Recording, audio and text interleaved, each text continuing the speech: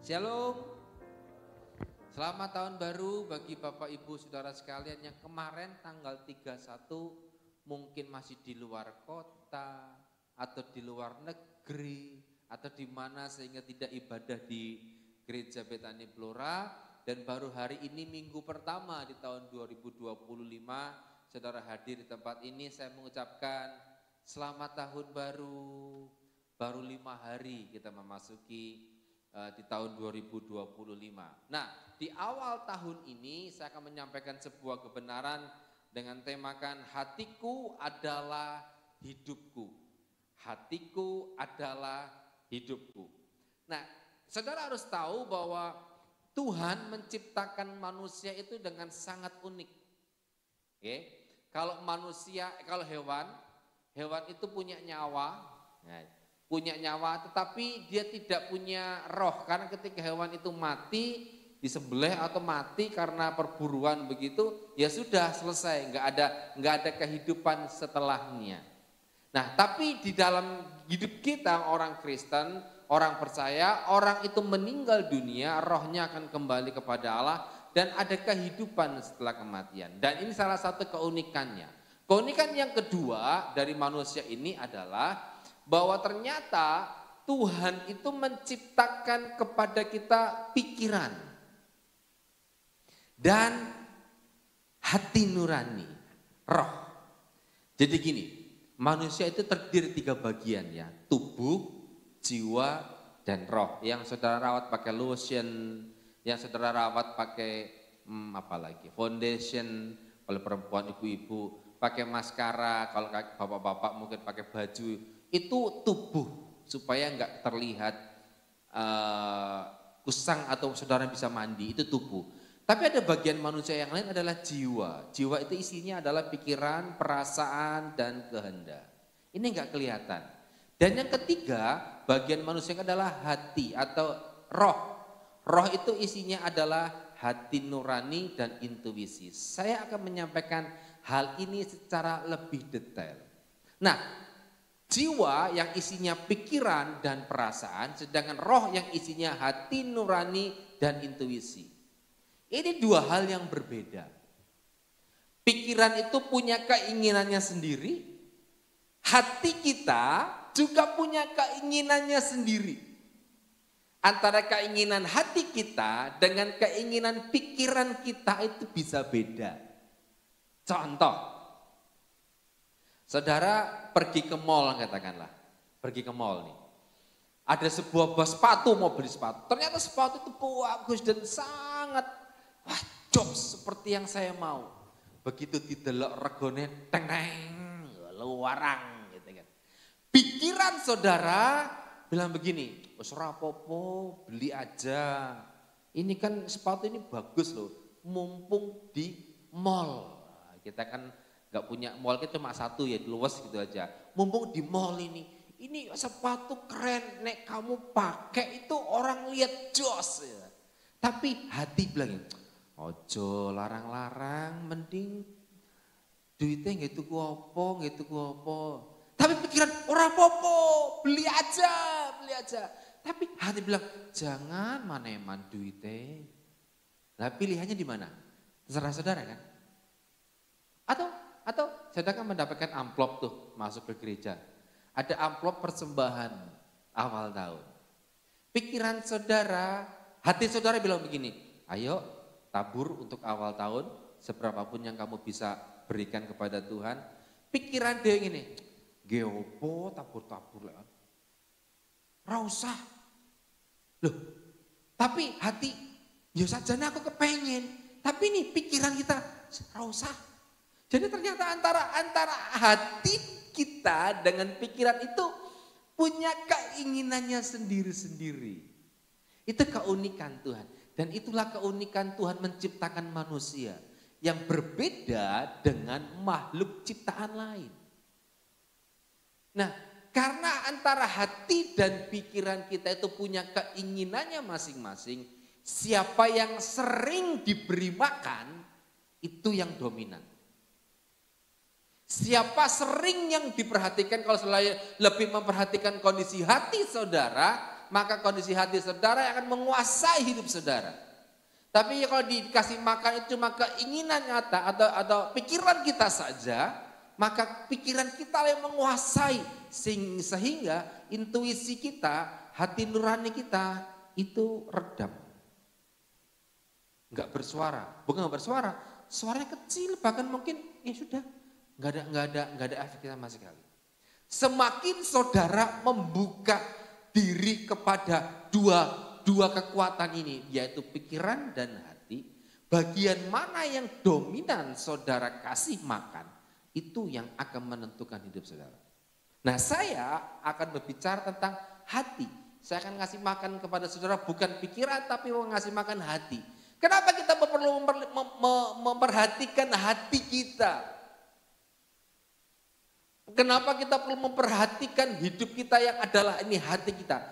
Karena gini, orang yang memperhatikan hati itu adalah tempat di mana Tuhan bicara. Itu di hati. Yang kemudian tempat tumbuhnya iman itu di hati. Roma pasal 10 ayat yang ke-10. Roma 10 ayat yang ke-10, karena dengan hati orang percaya dan dibenarkan, dan dengan mulut orang mengaku dan diselamatkan. Yang pertama, percaya dulu, hati kita tempat iman itu bertumbuh, tempat iman itu, benih itu ada di hati. Makanya perlu sekali kita memperhatikan hati kita. Bukan cuma sekedar keinginan pikiran-pikiran jahat atau pikiran-pikiran duniawi kita. Pikiran-pikiran manusia yang lama. Bukan. Tapi perhatikan karena di hati tempat Tuhan itu ngomong. Dan di hati tempat iman itu bertumbuh. Dan di hati juga kita belajar untuk tidak egois, penuh dengan belas kasihan. Di dalam Markus pasal yang ke-6 ayat yang ke-34 bilang begini. Ketika Yesus mendarat, ia melihat sejumlah besar orang banyak, maka tergeraklah hatinya oleh belas kasihan kepada mereka, karena mereka seperti domba yang tidak mempunyai gembala. Lalu mulailah ia mengajarkan banyak hal kepada mereka. Lihat, hati penuh belas kasihan. Jadi kalau saudara memperhatikan hidup saudara hati, maka hidupmu saudara akan benar. Kenapa penting? Karena gini, di tahun mandat dan kuasa yang sudah ditetapkan oleh kita bersama, bahwa ini tahun adalah tahun mandat dan kuasa. Pertama kali saudara mendengar kalimat mandat dan kuasa yang gereja ini canangkan sepanjang beberapa bulan yang akan datang, sepanjang tahun ini, apa yang ada dalam pikiran saudara? Ada dua tipe orang kalau saya boleh menafsirkannya. Tipe yang pertama, opo neh mandat dan kuasa ora penting. Sementing saya ki uripku enak, daganganku lancar, bisnisku diberkati dan semuanya berjalan dengan baik, kesehatanku juga apik. Rosah mikir masalah mandat dan kuasa. Tapi ada orang yang begini, oke, aku terima mandat, aku terima kuasa. Sekarang apa yang harus aku lakukan? Tuhan, tolonglah aku. Bagaimana? Lah, dua tipe orang ini itu ditentukan dari mana? Dari hatinya. Kalau yang selalu dikasih makan cuma hal-hal yang bersifat pikiran manusiawi saja, pikiran duniawi saja, ya gitu pikirannya penting. Tapi kalau hati diberikan sebuah keleluasaan untuk bergerak, untuk berbicara, untuk melakukan sesuatu, untuk menyuarakan isi hati Allah, maka ketika saudara menerima mandat dan kuasa, yes, aku sudah terima mandat, aku sudah terima kuasa. Sekarang Tuhan, apa yang aku harus pikirkan supaya mandat dan kuasa itu bisa aku lakukan dalam kehidupan sehari-hari. Untuk menerima mandat dan kuasa itu perlu hati yang benar. Perlu hati yang benar. Sekarang step berikutnya. Lalu bagaimana caranya Pak? Supaya hati kita itu tetap baik, hati kita tetap terjaga, sehingga hati kita itu tidak dipenuhi atau hidup kita tidak dipenuhi dengan pikiran-pikiran jahat, pikiran-pikiran duniawi, bukan itu. Tetapi hati kita dikontrol oleh Tuhan. Mari kita bersama-sama membuka di Amsal pasal yang ke-4 ayat yang ke-23. Ini beberapa kali saya menyampaikan kebenaran ini dan ketika saya mempelajari lebih dalam ayat ini, saya korek, saya tanya, saya baca literatur tentang bahasa aslinya, bahasa Ibraninya.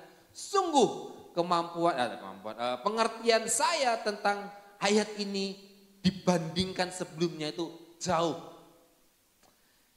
Alkitab bilang begini, Amsal 4:23, jagalah hatimu dengan segala kewaspadaan, karena disitulah terpancar kehidupan. Oke.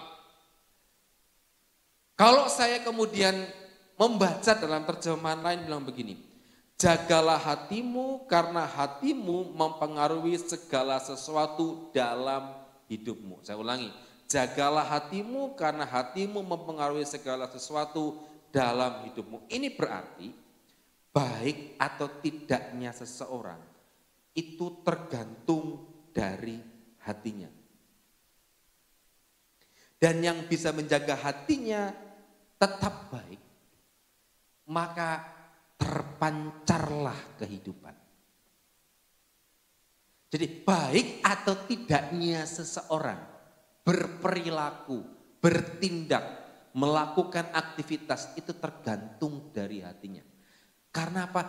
Dari situlah terpancar kehidupan. Dari mana?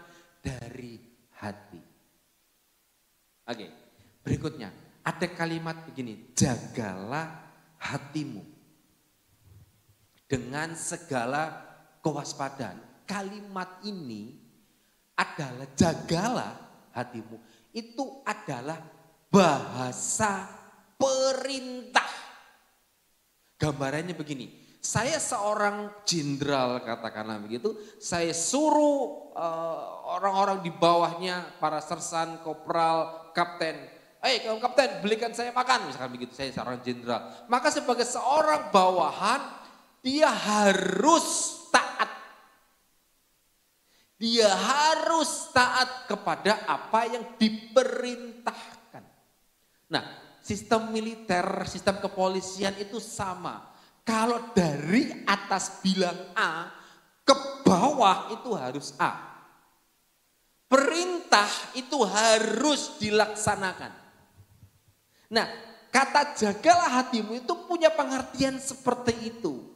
Bahwa, hai saudara-saudara, ini bukan nasihat, ini bukan anjuran, ini bukan ya uslah nggak dilakukan enggak apa-apa. Bukan, ini perintah.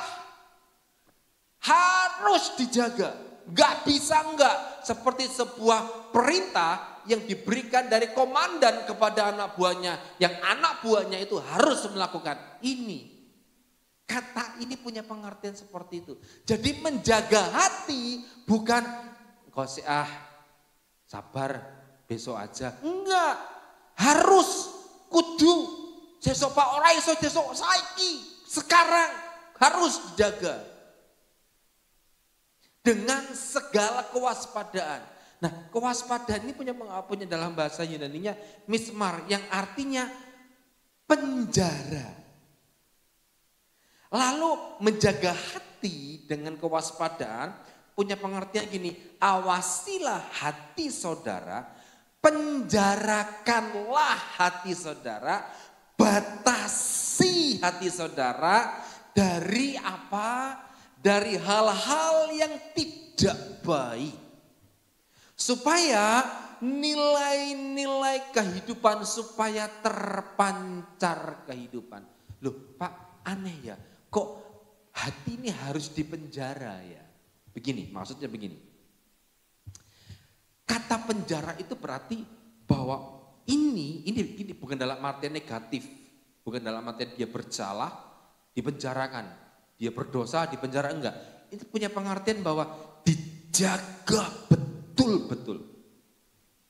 Saudara, saya pernah masuk ke sebuah lapas Dulu kebetulan teman saya sendiri kena bandar narkoba, saya jenguk. Kemudian ketika saya datang ke lapas, Pak saya mau jenguk, atas nama siapa? Saya sebut sebuah nama begini, waduh kalau dia ini harus khusus Pak izinnya. Izinnya kemana? Bapak harus ke izin ke Humas dulu. Saya ke kantornya minta izin, ngomong, Pak saya mau besok nama ini. Oh Anda siapa? Saya temannya. Pekerjaan Anda apa? Diinterogasi dulu. Saya seorang pendeta. Mana KTP-nya? Tinggal KTP-nya, begitu. Dijaga betul. Kemudian beberapa setengah jam kemudian surat itu keluar, saya kembali ke lapas. Pak ini suratnya. Oke Pak, Bapak saya kasih waktu setengah jam. Loh, nunggunya itu lama, hanya boleh waktu setengah jam. Kenapa? Orang ini tuh dijaga ketat. Gak boleh ketemu banyak orang. Itu kalau orang bersalah. Tapi menjaga hati itu bukan bersalah. Itu tapi sama ketatnya. Kita tuh harus menjaga hati kita loh Bapak Ibu. Gak main-main. Kenapa? Hati saudara apa? Itu akan terlihat. Perilaku yang di luar itu sebetulnya berasal dari apa yang ada di dalam. Nah kalau hati saudara ini jahat, maka perilaku jahat. Nah banyak orang tidak pernah memperhatikan, bukan anjuran, ini perintah, jaga hatimu. Ini gak main-main. Karena ketika kita menjaga hati, kenapa harus menjaga hati? Seperti tadi saya bilang, kenapa harus menjaga hati? Karena hati tempat iman tumbuh, karena hati tempat Tuhan bicara. Begitu. Lalu kalau kita harus menjaga hati kita, menjaga dari apa Pak? Kita kok rodok medeni begini. Saudara menjarakan hati saudara, mengkhususkan, memproteksi, melindungi dari hal-hal yang tidak baik, khususnya dari pikiran jahat. Begini, hati seseorang itu bisa rusak. Hati seseorang itu bisa kotor.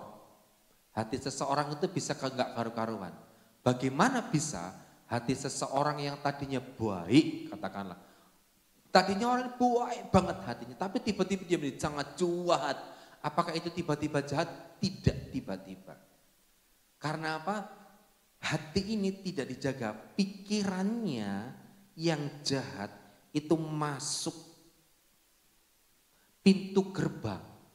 Saya ulangi, pintu gerbang dari hati kita adalah pikiran. Jadi kalau pikiran jahat masuk dalam otak kita, kemudian itu menusuk atau merusak hati kita, maka seluruh aspek hidup kita pun akan rusak.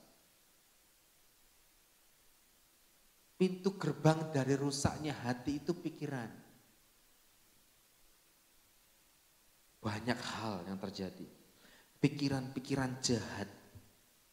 Contoh pikiran jahat apa? Khawatir. Negative thinking. Sombong. Keras kepala. Egois. Insecure. Nah ketika pikiran misalnya saya ambil contoh khawatir. Khawatir tentang keluarga saudara. Khawatir tentang bisnis saudara, khawatir tentang masa depan saudara, khawatir tentang pelayanan saudara dan lain sebagainya. Kekhawatiran itu ada di otak, ada di pikiran dan itu kemudian dipelihara terus sampai kemudian masuk merusak hati kita. Ada contohnya. Markus pasal yang ke-6 ayat yang ke-3. Markus 6 ayat yang ke-3. Bukankah ia ini tukang kayu, anak Maria, saudara Yakobus, Yoses, Yudas dan Simon? Dan bukankah saudara-saudaranya yang perempuan ada bersama kita? Perhatikan kalimat ini. Lalu mereka apa? Kecewa, hati mereka bercela dan menolak dia. Pertanyaan saya ini, kenapa mereka kecewa? Ini latar belakangnya, tolong jangan dimatikan dulu ya ayatnya. Ini latar belakangnya, Yesus itu mengadakan banyak mujizat di kota-kota lain. Nah, ketika tiba waktunya Yesus itu pergi ke sebuah kota Nazaret. Nazaret adalah sebuah kota di mana Yesus itu dari kecil tinggal di situ, bertumbuh di situ. Jadi orang-orang Nazaret itu tahu kecilnya Yesus, siapa orang tuanya Yesus itu orang-orang Nazaret tahu. Dan ketika Yesus sudah pelayanan menyembuhkan banyak orang di kota-kota lain, dia pergi ke Nazaret supaya orang tuh tahu. Tapi ternyata di Nazaret responnya begini, bukankah ini anak tukang kayu? Lihat pikiran mereka bilang begini, sopo Yesus anak tukang kayu. Alah, saya tahu kecilnya seperti apa, saya tahu orangnya. Dan pikiran semacam itu meracuni hati. Sehingga mereka apa? Kecewa. Lihat. Jadi pikiran jahat itu merusak hati. Hatinya menjadi kecewa. Endingnya apa? Tidak banyak mujizat di Nazaret. Contoh yang kedua. Ini Saul. Dalam 1 Samuel 18 ayat yang ke-8. Lalu bangkitlah amarah Saul dengan sangat dan perkataan itu menyebalkan hatinya. Marah, bikin sebel. Sebab pikirnya, ini dalam pikiran si Saul nih. Kepada Daud diperhitungkan mereka berlaksa-laksa, tetapi kepadaku diperhitungkan beribu-ribu. Akhir-akhirnya jabatan raja pun jatuh kepadanya. Ini ceritanya begini, latar belakangnya.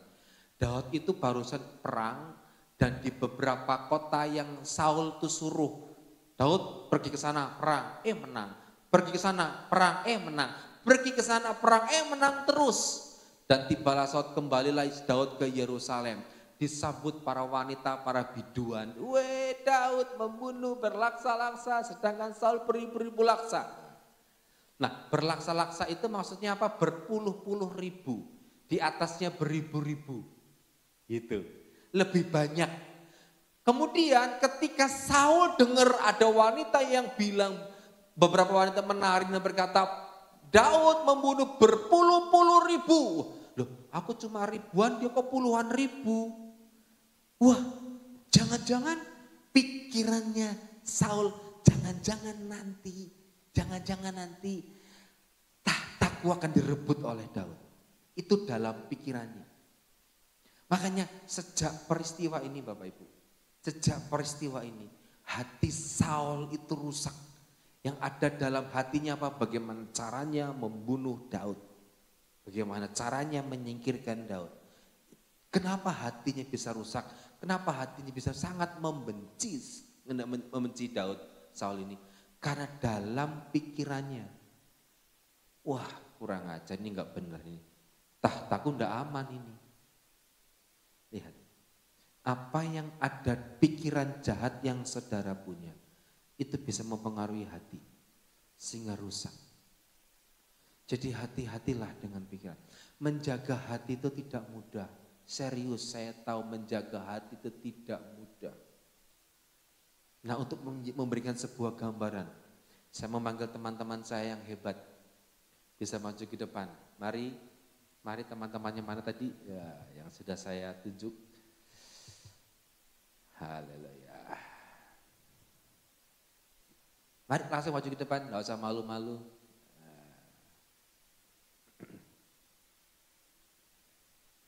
Iya. Salom, mana Salom? Oh. Sini Pak, maju ke depan Pak.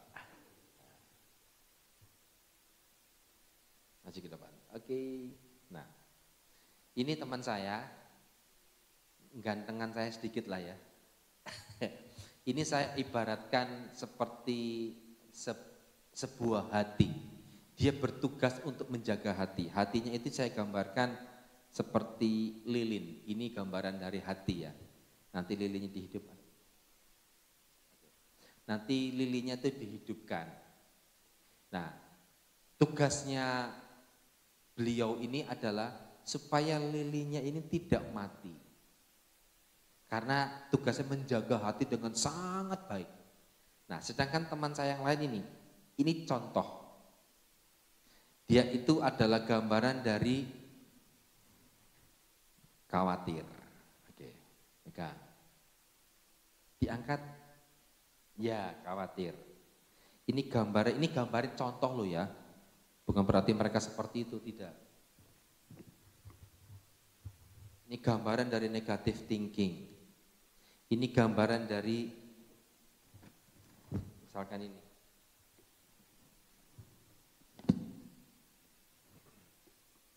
Insecure atau tidak aman. Ini contoh saja, ini khawatir, ini negatif, ini insecure. Dan ini adalah pribadi yang harus menjaga hatinya. Nah, nanti bisa turun ke bawah. Nanti 3 pribadi ini yang pikirannya itu jahat, negative thinking, yang khawatir, insecure itu berusaha untuk mematikan lilin. Karena dia penjaga hati, dia sedemikian rupa. Bisa mulai dari bawah? Oke. Mari kita lihat seberapa kemampuannya dia menjaga hati. Bisa ke sana, kameranya. Oke. Ya, dalam hitungan ketiga, Pak John mendekat kepada orang tersebut, kemudian berusahalah untuk meniup lilin supaya mati, entah bagaimana caranya. Oke ya, siap? 1, 2, 3. Ya, tiup Pak, tiup. Ditiup lilinnya, ayo. Ya. Nyalakan lagi, nyalakan terus. Berarti dalam hal ini insecure menang. Ayo terus. Ya, gimana caranya? Ayo. Ya. Masih terus bisa nyala. Oke. Wah, masih nyala tuh. Balik lagi sekali lagi. Coba sekali lagi yuk, yang pikiran jahat ini mulai ganggu. Gimana caranya supaya mati? Yuk, gimana caranya? Ya, nyalakan lagi. Enggak apa-apa. Terus. Yes. Iya. Iya. Terus nyalakan terus enggak apa-apa. Terus perjuangan ya. Ya. Terus, yuk gimana caranya? Terus nyala. Oke, tepuk tangan buat teman-teman saya ini. Oke, terima kasih. Nah, saudara, menjaga hati itu enggak mudah. Serius. Kadang khawatir tuh masuk dalam pikiran kita. Aku kadang-kadang khawatir dengan hidup saya. Pikiran kekhawatiran itu merusak hati saya. Sehingga, usah pelayanan, betul, kekhawatiran, sombong, egois tadi, insecure, tadi apa lagi? Banyak lain. Ini ada keras kepala, di sini ada sombong, di sini ada egois. Itu menyerang hati kita. Dan Alkitab gini, jagalah hatimu, itu punya pengertian. Dari pikiran-pikiran yang tadi yang jahat itu loh. Saudara jaga sungguh-sungguh. Kadang-kadang mati enggak, jujur. Kadang-kadang hati kita mati. Karena apa? Terlalu banyak pikiran jahat yang menguasai kita. Tapi Alkitab bilang begini, enggak, kamu harus jaga, hidupkan lagi. Enggak jaga, hidupkan lagi. Di tengah kekhawatiran, ketika pemikiran-pikiran yang tidak baik, pikiran-pikiran sembrono dan lain sebagainya menyerang sehingga hati kita menjadi rusak. Tiba-tiba, oh ya sekarang aku gak punya rasa ya. Aku kok ke gereja sepertinya biasa ya. Gak ada sesuatu yang aku dapat. Gak ada yang menyentuh hatiku. Yang ada cuma gak konsentrasi, memikirkan habis ini makan apa dan lain sebagainya. Di gereja sih tubuhnya, tapi hati dan pikirannya tidak. hati-hati. Mungkin itu adalah sebuah tanda, sebuah sinyal untuk saudara memperhatikan hati saudara. Jaga. Lalu gimana Pak? Pak, kalau gitu saya harus menjaganya dengan apa? Supaya pikiran jahat tadi itu tidak menyerang. Nah, menjaganya adalah dengan terkoneksi kepada Tuhan. Coba kita buka dulu Kejadian. Pasal yang 1, Kejadian 1. Kejadian 1 ayat yang ke-27 dan 28. Maka Allah menciptakan manusia itu menurut gambarnya. Menurut gambar Allah diciptakannya dia, laki-laki dan perempuan diciptakannya mereka. Allah memberkati mereka, lalu Allah berfirman kepada mereka, beranak cuculah dan bertambahlah banyak.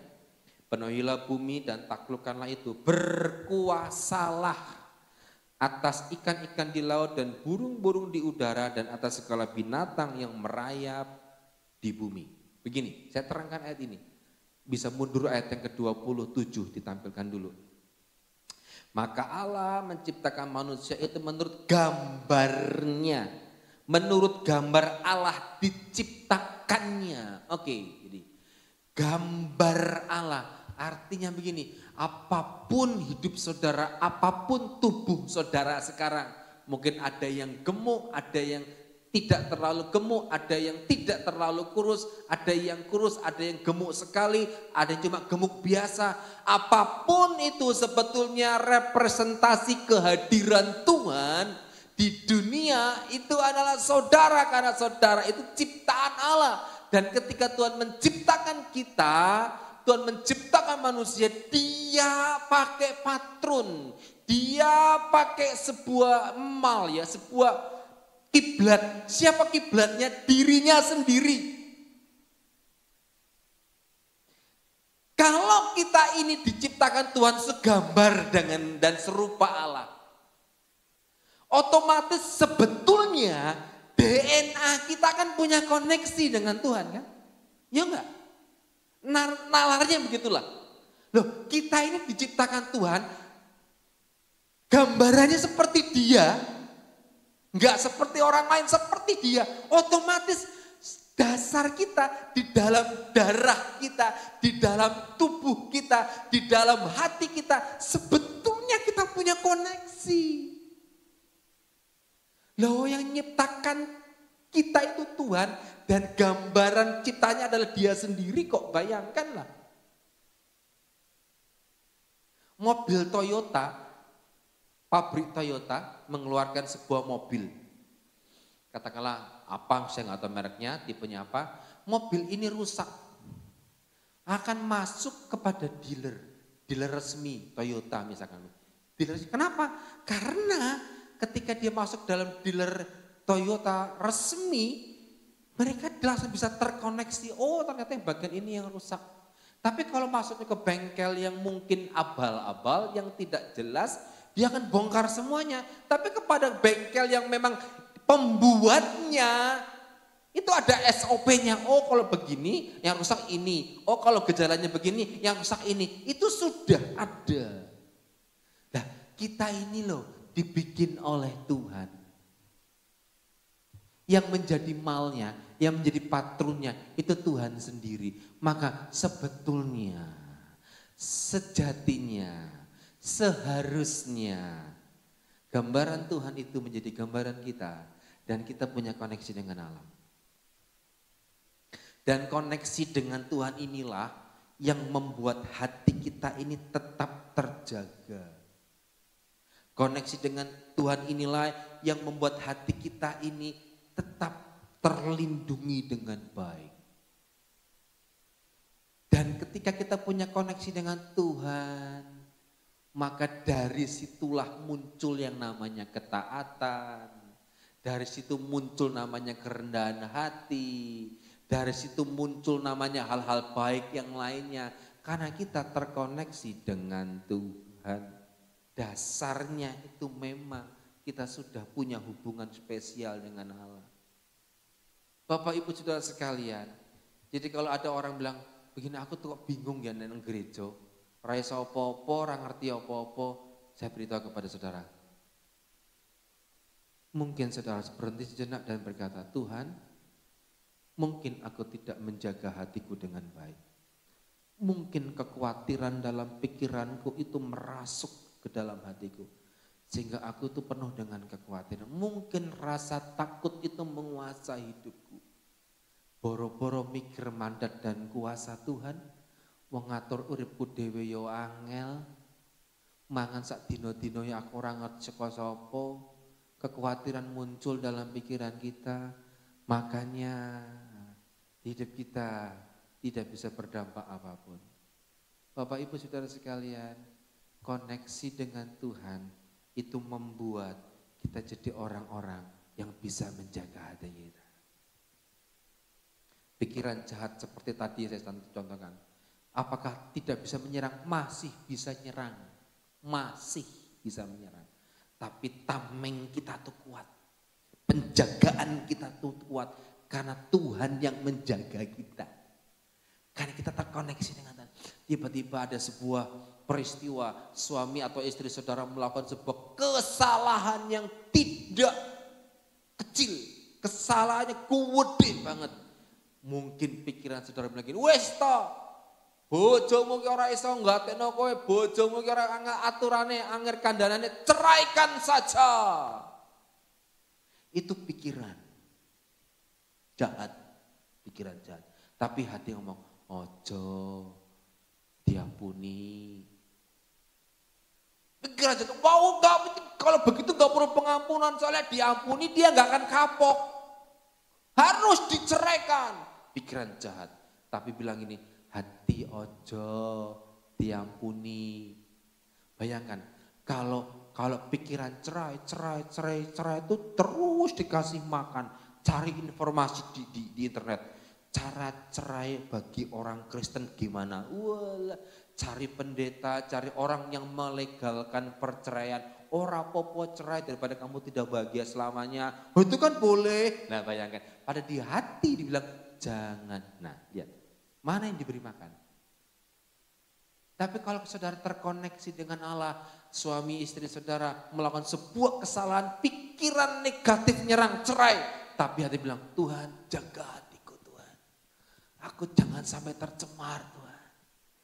Aku mau belajar mengampuni. Nah itu loh. Kenapa bisa seperti itu? Karena hati kita terkoneksi dengan Allah. Koneksi dengan apa? Yang pertama dengan firman Allah.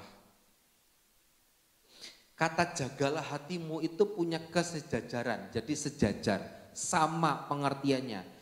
Dengan apa? Dengan apa yang tertuang dalam Amsal 4 ayat yang keempat. Jagalah hatimu dengan segala kewaspadaan, itu pengertiannya sama dengan ayat ini.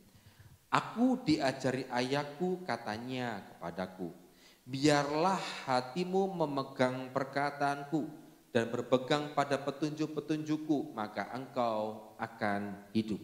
Nah, perhatikan ini, biarlah hatimu memegang perkataanku. Ini nasihat seorang ayah kepada anak memang. Amsal pasal 4 itu adalah hikmat bagi seorang anak karena didikan seorang ayah kepada anaknya. Tapi bukankah Tuhan kita itu Bapa kita dan kita adalah anak-anaknya? Biarkanlah hatimu memegang perkataanku. Jadi begini, bagaimana caranya supaya kita tetap terkoneksi, pegang perkataannya, pegang firman Allah. Firman Allah itulah yang membuat kita menjadi orang yang terkoneksi. Alkitab itu adalah firman Allah yang isinya membentuk hidup kita. Banyak cerita-cerita yang dulu pernah terjadi, tapi hari ini masih ada relevansinya, masih ada hubungannya. Alkitab memang sudah dicetak sudah ribuan tahun yang lalu, tapi bukan berarti usang. Bukan berarti kuno, tidak. Alkitab tidak pernah kuno. Alkitab selalu cocok di segala zaman. Dan Alkitab juga membuat kita menjadi orang yang terkoneksi dengan Tuhan. Saya tahu di sini tidak semua orang itu baca Alkitab setiap hari. Amin.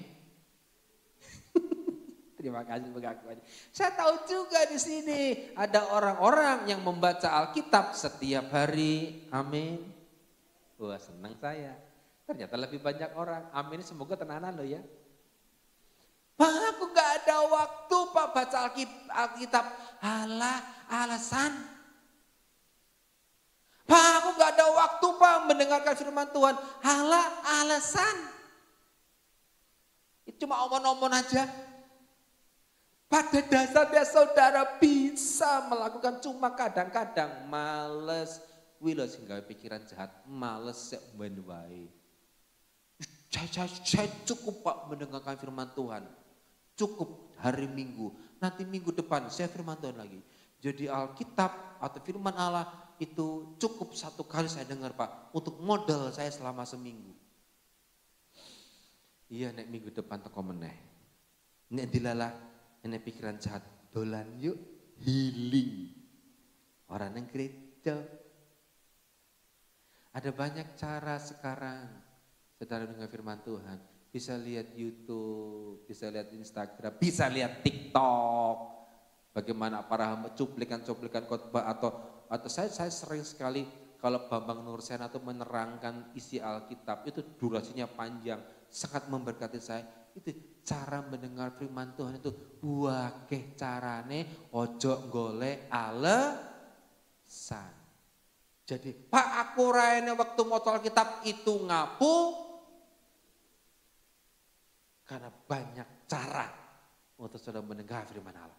Jangan cari pikiran yang jahat. Yang kedua, doa. Nah, ini pemain musik saya maju ke depan. Pemain musik. Nah diiringi kita lebih apik gitu. Pemain musik bisa. Yang kedua yang terakhir adalah doa. Yang terakhir, jadi kata terakhir itu adalah kata yang paling dicari oleh jemaat ketika mendengarkan khotbah. Terakhir itu tentang doa lah, malah doa Pak angin ini. Ini saya terangkan semudah ini doa. Ini roh manusia itu terdiri dari dua, intuisi dan hati nurani. Katakan bersama-sama intuisi. 1, 2, 3. Yang sebelah sini belum ngomong intuisi. 1, 2, 3. Intuisi Pak, bukan institusi. Intuisi. 1, 2, 3. Bukan isi terasi. Intuisi. 1, 2, 3 semuanya. Nah, puji Tuhan. Cik mampu terasi, cik orang apa-apa. Apa itu intuisi? Intuisi adalah kemampuan untuk mendengar suara Tuhan. Itu di roh manusia itu ada. Yang kedua, elemen kedua dari roh adalah hati nurani.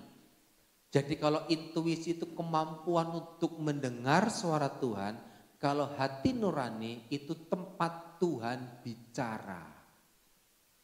Tempat iman kita tumbuh. Tempat firman itu muncul. Itu di hati nurani.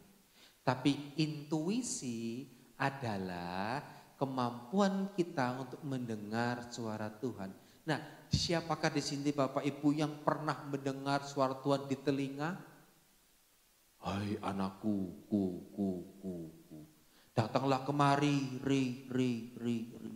Aku akan berkata kepadamu, bertobatlah, lah. Ada seperti itu?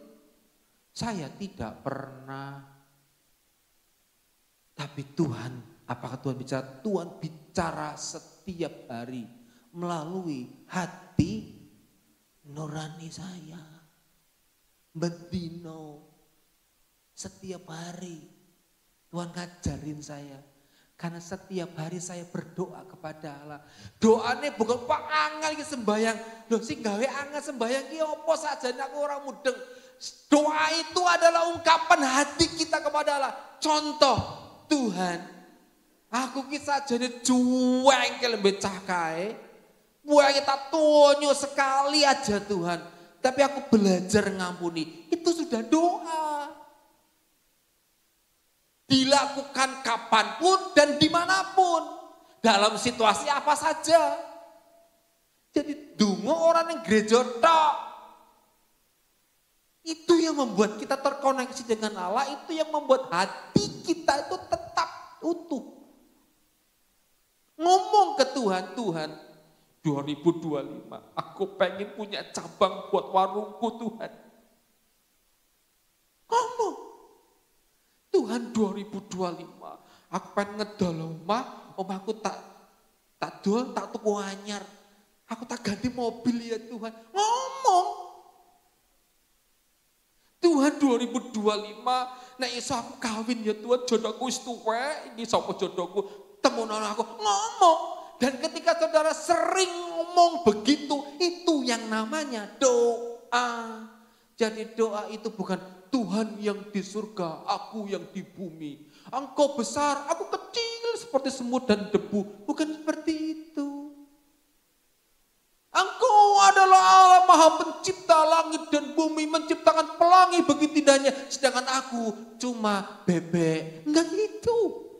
Tuhan itu Bapa kita, Dia mendengarkan kita padanya. Makanya ketika saudara berdoa, berdoalah dengan kata-kata sederhana.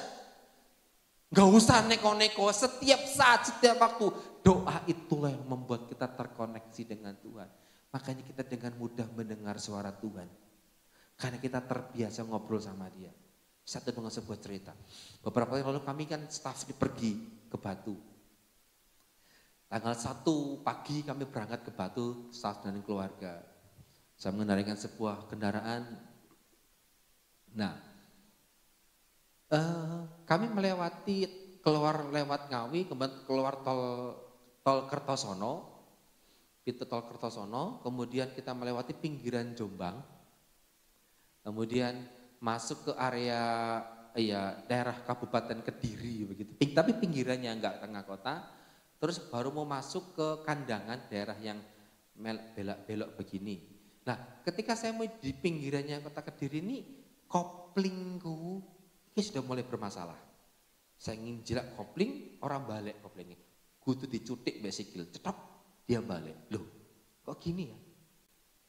Semakin masuk ke kandangan, semakin saya kalau nginjak kopling tidak kembali. Kemudian saya dengan teman-teman naik mobil, masuk ke jalan yang berkelok-kelok area sebelum Pujon. Ketika air mulai berkelok itu sudah sore dan gelap, hujan, rintik-rintik, hujan atau banteng itu. Ini saya kalau tanjakan pasti kan kadang ngerem, kadang kopling, kan gitu, kadang-kadang begitu. Otomatis ya saya melakukan hal yang sama, saya tidak mainan kopling, saya tidak mainan rem, karena saya tahu berbahaya, secukupnya aja. Tapi ketika ada sebuah kendaraan yang pelan, otomatis saya pindah gigi kan, ke gigi yang lebih rendah. Dan ketika masuk ke gigi yang rendah, tiba-tiba saat itu kopling saya orang sembalik, bingung saya.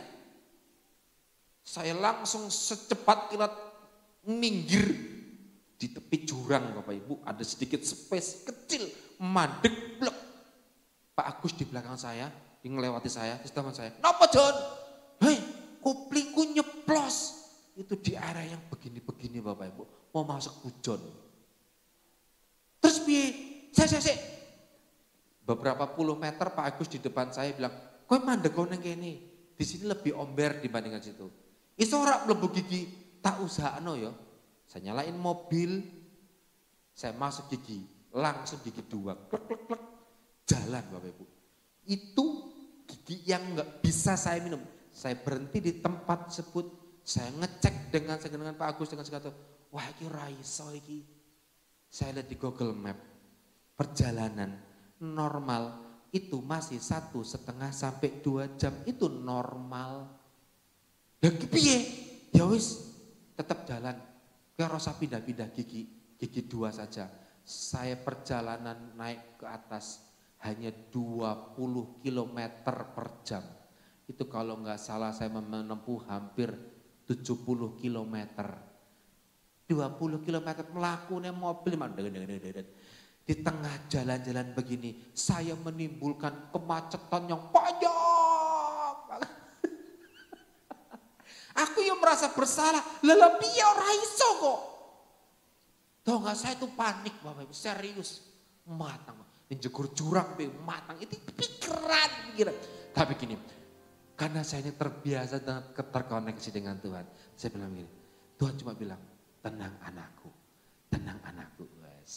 Samping saya Pak Rudi, orangnya Pak Tatang, saya lupa itu. Pak Rudi, Pak Tatang, kurang berapa meter? Jatuh Pak, waktu itu kurang 40 sekian kilo. Terus oke, jalan, terus ya kurang 800 meter.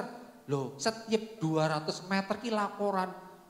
Baru perasaan wis suwi Pak 200 meter tok. Lah ya kuwi, ojo laporan Pak. Kok nek wis cedake laporane, saya bilang begitu. Setiap 500 meter laporan, 500 meter loh. Padahal kita ini loh sudah ngomong.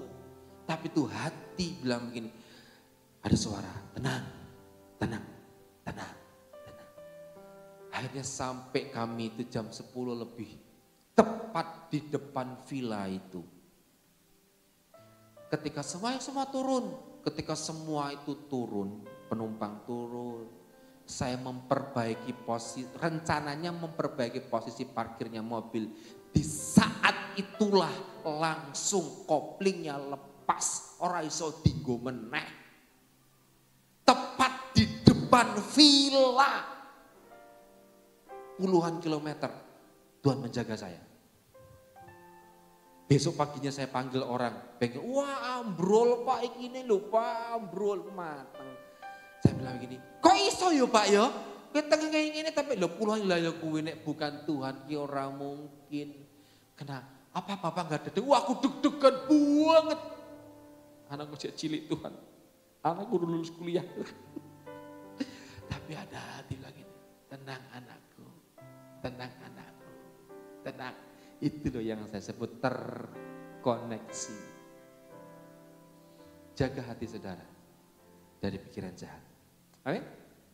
Bel singer bisa. Maju ke depan. Pujian ini sangat memberkati saya. Dan pujian ini mengajarkan kepada kita untuk kita punya koneksi dengan Tuhan. Supaya kita bisa mengerti isi hati Allah. Hati kita tidak tercemar dengan pikiran jahat. Hati kita tetap fokus kepada Tuhan.